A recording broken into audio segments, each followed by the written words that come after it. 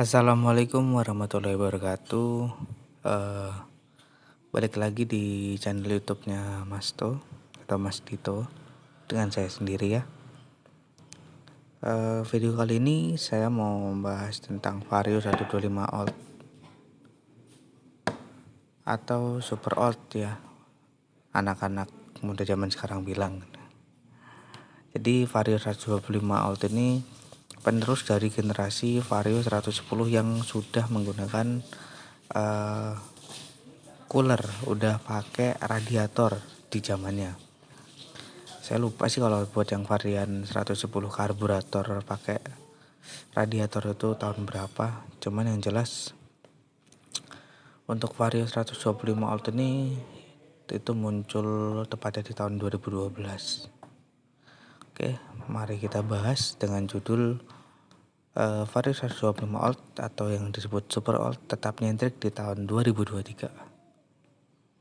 Oke, langsung stay tune ya. Semoga bisa mengedukasi buat kalian yang udah lihat video saya. Let's go. Ya, awal produksi sebetulnya motor ini itu emang benar-benar di awal tahun 2000. Kalau nggak salah sih awal tahun ya. Itu di tahun 2012. Bisa kita lihat di sini memang Vario ini berbeda dari Vario 110 yang varian pertama itu. Meskipun mungkin konsepnya hampir sama, cuman dia pengembangannya lebih beda banget. Jadi ini Vario ini mulai lagi muncul, banyak yang make, banyak yang dimodifikasi setelah adanya aliran modifikasi di kalangan anak muda itu yang mengarah ke Thailand dan Vietnam.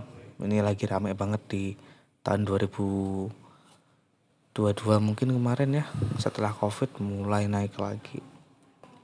Jadi bisa dilihat di sini memang mulai dari ya lakukan body, terus cara engine udah berubah, fitur-fiturnya luar biasa gitu. Dan Matic ini, Vario ini memang motor Matic yang lumayan bongsor pada zamannya, termasuk yang besar. Apalagi ada embel-embel Helmin yang emang di sponsornya waktu itu Agnes Monica kalau nggak salah, itu bisa buat naruh helm. Asik ya. Nah, berapa sih kapasitas mesin dari Honda Vario 125 Boklam ini? Yang sebenarnya ya, meskipun kita tahu emang ini Vario ini sudah berkapasitas 125 cc. Jadi ini kita penjelasannya. Kapasitas mesinnya itu ada di angka 124,8 cc dengan liquid coolant engine dan teknologi ESP yang mampu menyemprotkan tenaga sebanyak 8,2 kW. Gua nggak tahu penyemprotan kW itu apa, atau sama dengan 11,1 PS per 8.500 rpm. Jadi wajar sih kalau tenaganya luar biasa sih. 125 Matic pula, yang biasanya 125 itu ada di tahun itu juga ya, motor-motor mesin tegak lah ya, kayak MX juga 135 ya. Motornya juga udah menggunakan pengembangan itu ACG starter, yang dimana udah nggak pakai dinamo starter lagi. Jadi kalau kalian pakai ini motor di starter itu bener-bener yang nggak kasar, halus banget, mantep sih. Pengembangan ACG starter juga lumayan dan berpengaruh luar biasa kepake buat penggunanya sih memang ya. Jadi starter lebih halus, lebih nyaman gitu kan. Apalagi kalau Vario ini yang kan ada berapa tipe ya, itu udah pakai sistem ISS atau idling stop system. Bagus banget memang. Jadi fungsinya ketika kalian mungkin berhenti sebentar atau berhenti di lampu merah, otomatis mesin akan mati di hitungan ke 3 detik. Dan mesin itu bakalan hidup lagi ketika gasnya kalian putar. Ya, jadi teknologi ESS ini sangat berpengaruh ya, apalagi untuk commuting perkotaan itu luar biasa. Yang stop and go kan, udah tenaganya gede. Terus ada sistem idling stop system ini, jadi lebih menghemat bahan bakar. Kalau untuk berapa persennya mungkin sekitar 3% penggunaan bahan bakar ya. Apalagi untuk yang sekarang kalian pada pakai Pertamax tuh atau Pertamax turbo, dijamin deh irit. Dan bisa kalian lihat ini mesinnya konstruksinya mungkin mulai berubah dari yang 110 waktu itu. Jadi generasi yang ini memang udah ya, meskipun masih pakai 2 katup, cuman good sih. Mesinnya menurut saya memang bagus banget, apalagi saya memang pengguna dari Vario 125 volt ini udah sekitar mungkin 2 tahun atau 3 tahun lah, bagus banget. Tenaganya nggak kalah sama yang Vario, maksudnya Vario generasi yang sekarang udah 125 LED atau 150. Ya, itu sedikit pembahasan tentang mesin, tapi nanti kita tetap lihat spesifikasinya yang sesuai dari dealernya. Nanti kita bakalan lihat ya. Nah, ada lagi yang spesial itu di bagasi, di bawah jok ya. Jadi Vario 125 volt ini bagasinya udah lumayan besar, itu sekitar 18 liter. Yang dikasih julukan itu ada stikernya di maksudnya di stripping udah tulisannya helmin. Jadi bener-bener yang kita bisa masukin helm di bagasinya. Cuman memang setelah saya coba masukin, mungkin ukuran helmnya yang size M lah ya, atau helm-helm yang standar dari pabrikan Honda. Terus mungkin kayak helm-helm klasik buku itu masuk dia. Cuman saya juga coba masukin helm yang dari NHK Gladiator, itu nantok di kayak spoilernya itu ya, nantok. Jadi ya alhamdulillah aman sih sebetulnya, bagus. Tapi selain penggunaannya untuk helm, itu bagus lagi buat kita buat nyimpen barang bawaan nih. Apalagi buat yang kerjanya jauh atau emang di kotanya emang lagi musim hujan, cocok banget buat bawa jas hujan. Wih, ajib banget. Ini bagasinya yang lumayan besar, jadi nilai plus lah buat motor ini. Apalagi di tahun 2012 kan ya. Untuk saat ini memang di tahun 2023 udah banyak banget sih yang bagasinya lebih besar daripada Vario ini. Banyak banget ya kan. Kita ngomongin dari Honda aja udah ada PCX, terus EDV, atau makan ada si Forza, itu gede-gede semua. Cuman untuk di tahun 2012 udah termasuk ajib sih ini. Khususnya di Indonesia ya.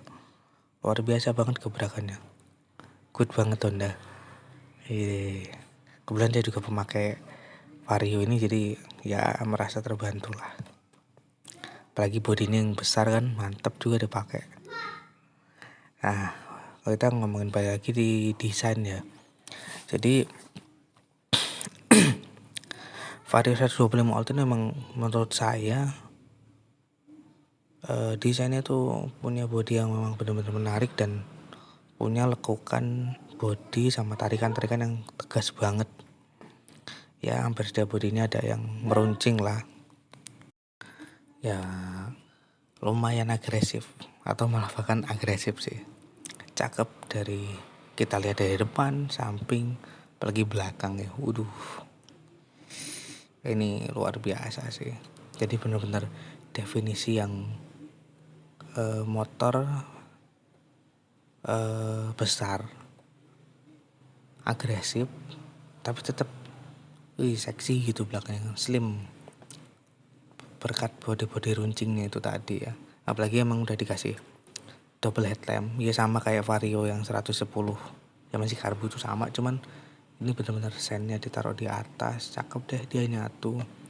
Mungkin lebih ke arah kayak CBR kali ya, yang 150. Jadi kesannya sporty banget lah. meskipun ini motor matic gitu kan. Ya memang masih boklam, cuman untuk upgrade mungkin sangat disarankan buat yang kalian itu suka berkendara malam. Penting banget sih ya. Jadi memang apalagi ini kalau motor ini memang ketika kita kontak on itu lampu serinya hidup. Kalau dipakein lampu LED terang sih cocok. Ya apalagi kita ngomongin lampu belakang ya. Ini spesial juga nih lampu belakang.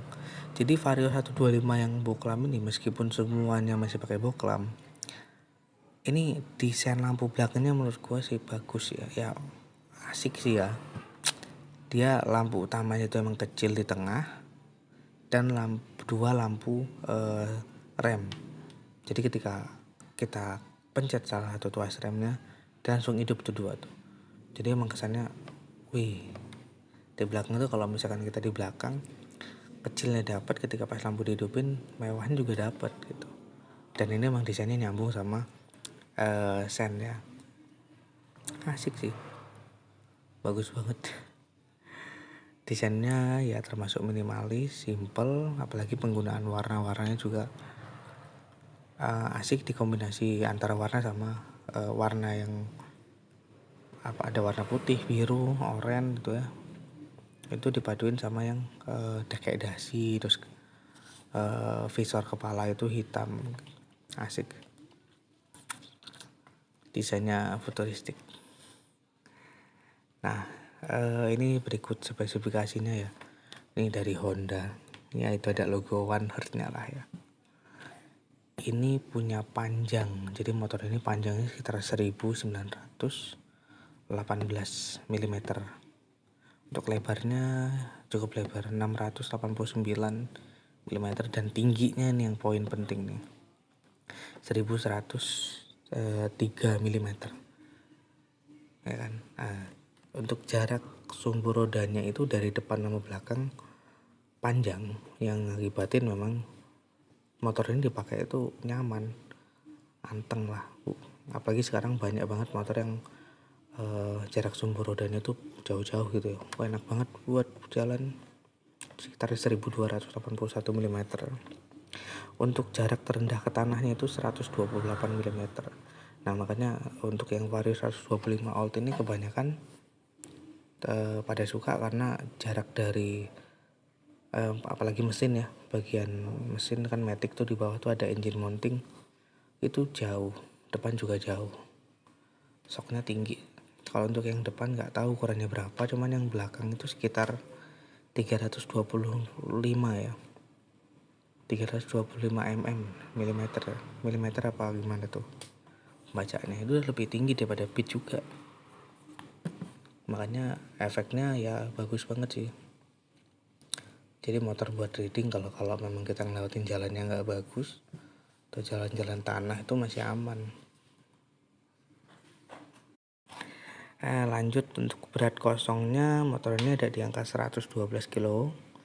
Jujur memang berat, tapi ya kalau motor dari hidupin, udah enak banget, enteng sih. Tipe rangka tulang punggung. Untuk suspensi depan memang teleskopik dan belakang shockbreaker tunggal ya, makanya cuma satu. Ini recommended banget kalau emang buat kalian yang punya berat badan mungkin lebih gitu kan, atau emang di atas 80 kilo, coba ganti ke produk-produk variasi sih.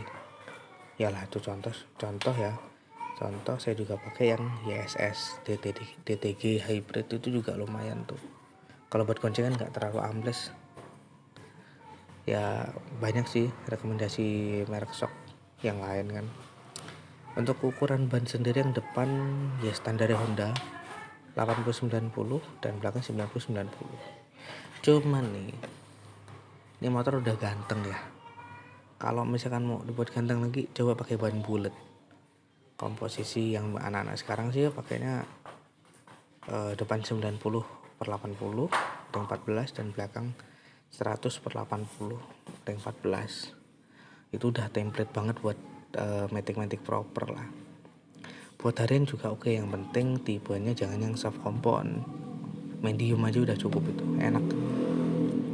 Untuk memang rem depan itu udah pakai cakram hidrolik, pistonnya tunggal ya. Kalau cuman pemakaian harian cukup, tapi kalau menurut kalian kurang mungkin bisa upgrade ya, banyak merek. Apalagi kalau bisa upgrade ke Brembo tuh, waduh cakep. Untuk rem belakang tromol itu udah pakem, apalagi ada yang seri CBS tuh, combine brake system ya namanya. Itu ketika rem belakang ditarik tuasnya, otomatis rem depan juga keteken tuh. Cuman sih banyak yang kurang suka karena memang ketika mau belok ada mungkin ya jalanan licin, banyak yang jatuh sih ya. Untuk saat ini banyak lah rekomendasi kalau misalkan mau lepas CBS, bisa pakai punya handle kirinya Scoopy tuh, tinggal motong dudukan spion, asik sih. Ini untuk kapasitas tangki bahan bakarnya cukup besar, 5,5 liter, aman ya. Untuk mesin pasti 4 langkah lah ya, 4 tak, masih SOHC karena pakai 2 katup.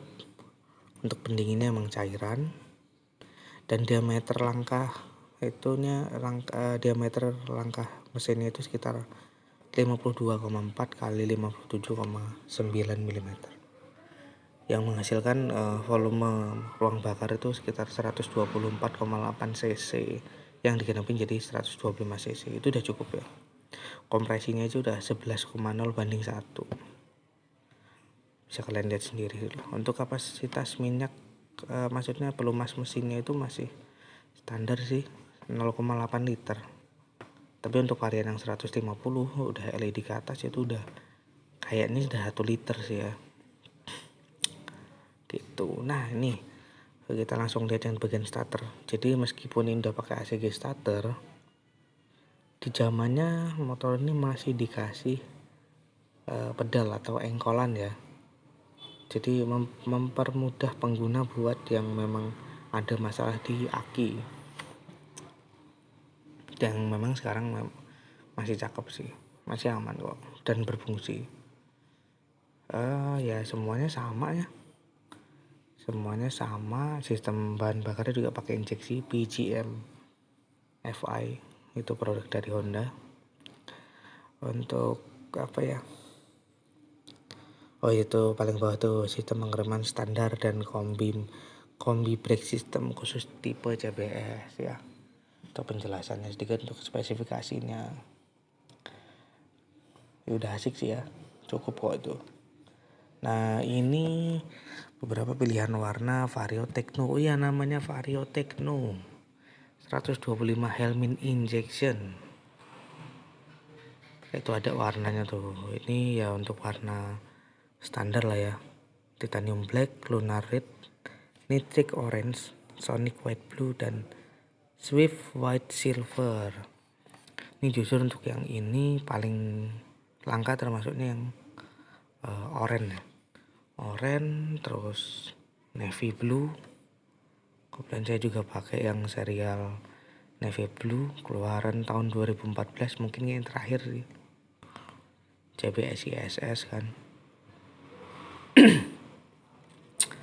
Banyak pilihan bagus-bagus, apalagi untuk warna yang dari negeri Gajah Putih Thailand. Woi, tabrak warna tuh, dek-dekannya itu ada yang warna oranye, warna abu-abu, cakep lah.